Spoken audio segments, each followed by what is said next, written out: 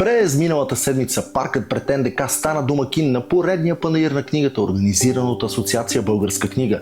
Със сигурност това е сред някои от най-очакваните културни събития в този период на годината, но това издание постави няколко важни въпроси, на които организатори, участници и посетители трябва да си отговорят.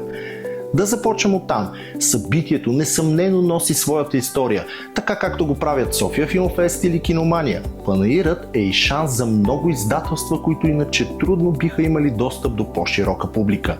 Освен това, поставя столицата до градове като Франкфурт, Париж, Истанбул, Солун, Мадрид и Торино. Всички са аналогични събития, които подкрепят литературата и книгоиздаването. Пролетното издание на изложението бе особено по няколко причини. От една страна, мнозина издатели се оплакаха от повишените наеми за шатри. Някои дори се комбинираха в една шатра, за да намалят разходите си. От друга, променливото време принуди повечето изложители да се снабдят с дебели найлони, а някои от тях направо затваряха шатри в определени часове от деня. Малката схлупена сцена, на която се случваха литературните срещи, някак потъваше и на практика събра единствено запалени букинисти, следящи програмата на панаира. Инерцията се превърна в общ знаменател на последните издания на събитието и това се виждаше със страшна сила между 1 и 7 юни. Запалените читатели могат да изискват доста повече от изложението, от начина на презентиране на шатрите и самите издатели до наличието на значими премиери на книги и истински намаления, отвъд традиционната търговска отстъпка.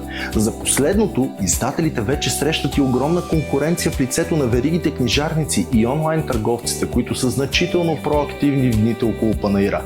Това поставя под въпрос и бизнес логиката от събитието. В крайна сметка, има ли смисъл от панаира на книгата? Не и в този му вид. Време е концепцията на събитието да се преосмисли и надгради.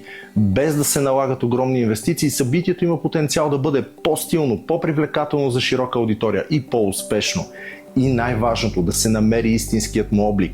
Защото днес то до някъде е културно събитие, до някъде е базар и не е ясно къде е акцентът. Върху различните книги, върху премиерите на нови заглавия и разговори за тях или върху новите шарени издателства за детски книжки.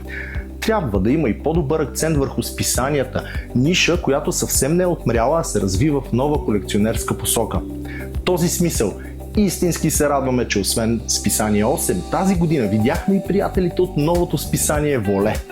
Книжните премиери и разговорите за литература заслужават по-добра сцена, не по-скъпа и по-модерен подход. И е хубаво да има проактивни действия, когато събитието е навън във все още променливо време.